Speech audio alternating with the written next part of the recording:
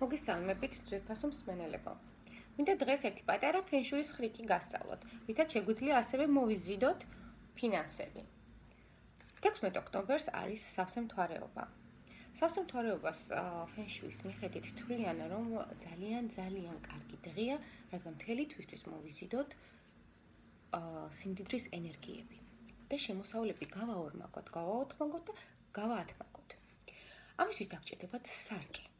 უხმარი სარკე, ახალი, რაც მთავარია, არასოდეს არ უნდა გქონდეთ ნახმარი, ან უბრალოდ წაბრძანდით და შეიძინეთ მაღაზიაში რამე იაფიანი სარკე. ასევე ამისთვის იყენებენ ფენშუის სარკეებსაც, მაგრამ თქვენ შეგიძლიათ სცადოთ ჩვეულებრივი სარკე. ჩვეულებრივ სარკეს 16 ოქტომბერს სავსე მთვარეობას დადებთ ისე, რომ მან აირეკლოს მთვარის ენერგიები.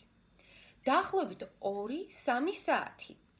მაქსიმალურად ეცადეთ, რომ სარკეში ჩანდეს თვითონ მთვარე. შემდეგ ამ სარკეს დახურავთ და ჩაიდებთ ჩანთაში.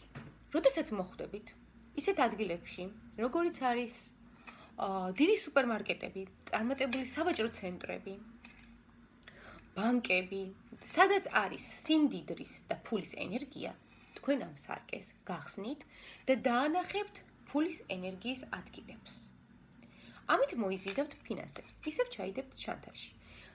მომავალ სავსე მთვარეობამდე ყოველთვის ასე იხმართ. როდესაც გექნებათ კრიზისი და გამოვალ მდგომარეობა, აუცილებლად ჩაიხედეთ და მიიღეთ დაგროვილი ფულის ენერგიები სარკიდან.